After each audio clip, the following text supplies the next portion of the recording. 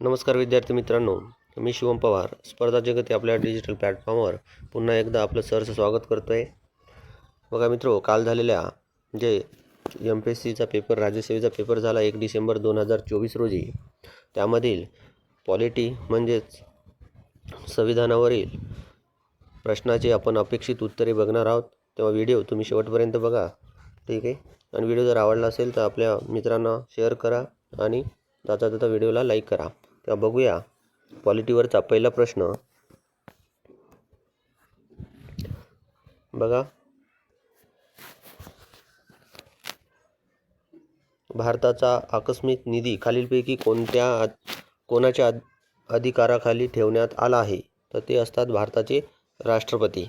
Okay, पर्याय क्रमांक 2. पुढील प्रश्न बघा, घटक राज्यातील आणीबाणी संदर्भात बॉम्बई खटल्याबाबत खालीलपैकी कोणती विधाने योग्य आहे? ओके, बॉम्बई खटल्याचा निकाल सर्वोच्च न्यायालयाने 1994 रोजी दिला, बरोबर आहे. घटक राज्यात राष्ट्रपती राजवट आणली गेल्यास राज्यांना सर्वोच्च न्यायालयाकडे दाद मागता येऊ शकते, हे पण बरोबर आहे. सबळ कारण नसताना राष्ट्रपती राजवट आणली गेल्यास सर्वोच्च न्यायालय केंद्र सरकारचा निर्णय रद्द करू शकते. आणि पर्याय क्रमांक डी नंबरचं विधान आहे, घटक राज्यातील विधानसभा बरखास्त करण्याच्या आदेशाला संसदेची मान्यता घेणे आवश्यक आहे. तर विधानसभा बरखास्त करण्यासाठी संसदेची मान्यता आवश्यक नसते मित्रो, ठीक आहे. म्हणून डी चुकीचा आहे. डी हा पर्याय चुकीचा ठरला तर एकमेव पर्याय क्रमांक 4 इथं योग्य ठरतं. ABC बरोबर. ओके,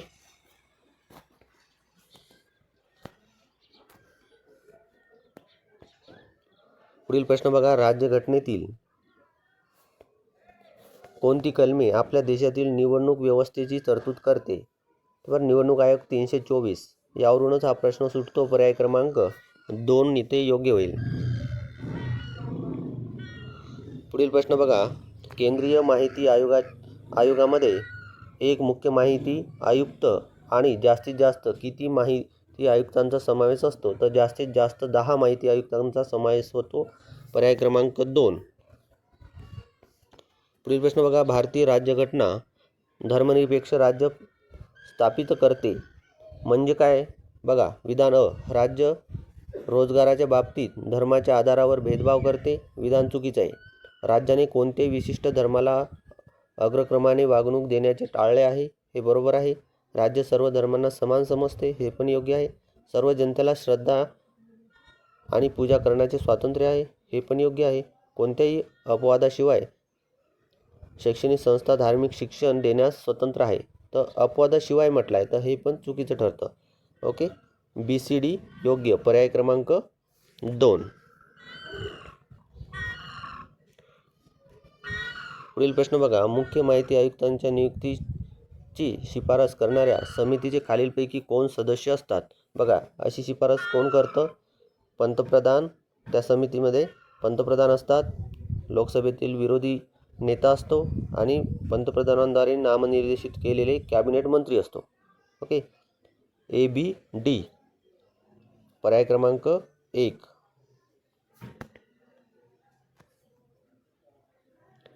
पुढील प्रश्न बघा, भारतीय घटनादुरुस्ती संदर्भात खालील विधाने किंवा विधानांची सत्यता तपासा आणि योग्य पर्याय निवडा. बघा, 10व्या घटनादुरुस्तीनुसार दादर नगर हवेली हे प्रदेश भारतात जोडण्यात आले, बरोबर आहे.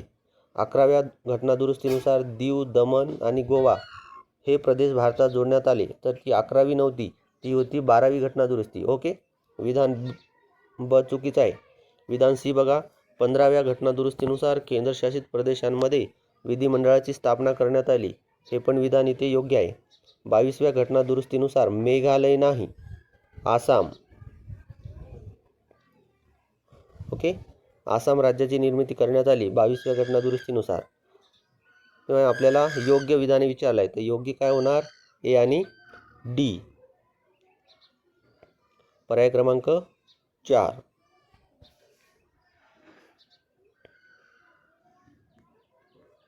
सॉरी, A आणि C. पर्याय क्रमांक 1.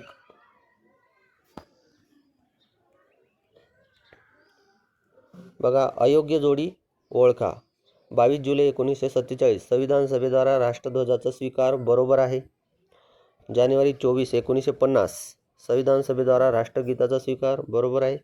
26 जानेवारी 1950 शासनाद्वारा राष्ट्रीय चिन्हाचा स्वीकार हे पण योग्य आहे. परंतु 25 जानेवारी 1950 शासनाद्वारा राष्ट्रीय दिनदर्शिकेचा स्वीकार ओके दिनदर्शिकेचा स्वीकार 1957 मध्ये करण्यात आले. म्हणजे आपला पर्याय क्रमांक 3 येथे चुकीचा आहे. पुढील प्रश्न बघा. भारतातील विविध राष्ट्रीय आयोगाच्या संदर्भात खालील तरतुदी विचारात घ्या. भारतीय राज्यघटनेच्या कलम 339 नुसार अनुसूचित जाती नाही, फक्त अनुसूचित जमातीसाठी आहे. ओके, राष्ट्रीय आयोगाची स्थापना करण्यात आली आहे. तर विधान चुकीचं ठरतं. राष्ट्रीय महिला आयोग अधिनियम 1990 नुसार राष्ट्रीय महिला आयोगाची स्थापना करण्यात आली आहे. विधान बरोबर. राष्ट्रीय अल्पसंख्याक आयोग अधिनियम 1992 नुसार राष्ट्रीय अल्पसंख्याक आयोगाची स्थापना करण्यात आली आहे. हे पण बरोबर आहे. ओके, 27 डिसेंबर 1993 रोजी राष्ट्रीय मानवाधिकार आयोग स्थापन करण्यासंदर्भातील अध्यादेश काढण्यात आला. तर हे चुकीचं आहे. ओके, पर्याय क्रमांक ए, बी आणि सी 4 इथे योग्य होईल. भारताच्या नागरिकत्वाविषयी खालीलपैकी योग्य विधान किंवा विधाने कोणती म्हणते बघा. भारतामध्ये एकल नागरिकत्व पद्धत आहे. बरोबर आहे. नागरिकत्व कायदा 1995 साली संमत करण्यात आला. हे पण बरोबर आहे. भारतीय राज्यघटनेच्या भाग 4 मध्ये नसून ओके नागरिकत्व किती आहे? भाग क्रमांक 2.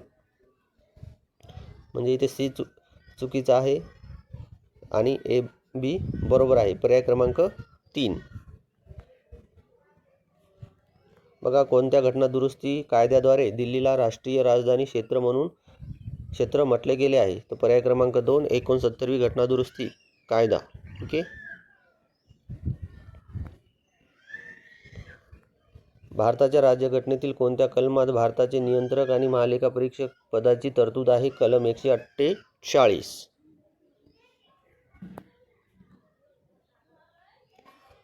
पुढील प्रश्न बघा. पहिल्या लोकसभेच्या संदर्भात खालील विधाने विचारात घ्या. 25 ऑक्टोबर 1951 ते 21 फेब्रुवारी 1992 या कालावधीत झालेल्या भारताच्या पहिल्या सार्वत्रिक निवडणुकीनंतर 17 एप्रिल 1952 रोजी पहिल्यांदा लोकसभा स्थापन करण्यात आली. विधान बरोबर आहे. पहिल्या लोकसभेचे पहिले अधिवेशन 13 मे 1952 रोजी सुरू झाले. हे पण इथे योग्य आहे. पहिल्या लोकसभेने आपला कालावधी पूर्ण केला आणि 1 एप्रिल 57 रोजी विसर्जित झाले. तिथे 1 एप्रिल नाही आहे, इथे किती पाहिजे? 4 एप्रिल. ओके, 4 एप्रिल 1957 बरोबर. तर विधान सी चुकीचं आहे. आणि श्रीजी माळवणकर हे पहिल्या लोकसभेचे सभापती होते, उपसभापती नव्हते. म्हणजे विधान डी पण चुकीचं आहे. विधान ए आणि बी इथे योग्य आहे, बरोबर आहे. पर्याय क्रमांक 2. कोणते कलम उच्च न्यायालयांना मूलभूत अधिकारांच्या अंमलबजावणीसाठी निर्देश जारी करण्याचा अधिकार देते? ठीक आहे, राईट. तर पर्याय क्रमांक 1 आहे कलम 226 उच्च न्यायालयांसाठी. ओके, सर्वोच्च न्यायालयांसाठी कलम 32. बघा, केशवानंद भारती खटल्याबाबत खालील विधाने विचारात घ्या. शरद खटला हा भारताचे सरन्यायाधीश ए एम रे. ओके, तर सरन्यायाधीश हे ए एम रे नव्हतेच त्यावेळेस, सिक्री होते, सिक्री. ओके, सिक्री हे सरन्यायाधीश होते. विधान चुकीचं ठरतं. आणि नेतृत्व ए एन रे नसून राजहंस खन्ना यांच्या नेतृत्वाखाली ओके राजहंस खन्ना यांनी नेतृत्व केलं होतं. 7-6 न्यायमूर्तींच्या बहुमताने घटनापीठाने मूलभूत संरचना सिद्धांतांची रूपरेषा दिली. हे बरोबर आहे. एकूण 13 होते आणि 7-6 असा खटला तो निर्णय लागला होता. या खटल्याने गोलकनाथ प्रकरणातील निर्णय बदलला गेला नाही. ठीक आहे, त्याला थोडं जास्त मॉडिफाईड केला. ओके, तर सी पण इथं चुकीचं आहे. शरद खटला हा न्यायालयीन सक्रियतेचे उदाहरण म्हणावे लागेल. ओके, तर न्यायालयीन सक्रियतेचे उदाहरण म्हणता येणार नाही. ए आणि सी चुकीचं म्हटल्यावर पर्यायानुसार आपल्याला हे बघा ए आणि सी चुकीचं आहे. सी चुकीचं म्हटल्यावर आपल्याला केवळ 3 हे योग्य म्हणावं लागेल, बिनचूक. पर्याय क्रमांक 3. बघा जागतिक इथून आपण हे करंट अफेअरवरचे आहेत हे बघितलेले आपण. तर मित्रो, अशा प्रकारे इथले आपले पॉलिटीवरचे प्रश्न संपतात. आणि हे जे आन्सर मी दिले आहेत ते आहेच म्हणून नाही. आयोग आपल्या सर्वांना माहीत आहे. तो काही पण नाही, तो व्यवस्थित जे आन्सर देतो ते आपल्यापेक्षा वरचढच आयोग असतात. तर मित्रो, पुढील व्हिडिओपर्यंत आपण इथेच थांबूया. तोपर्यंत धन्यवाद.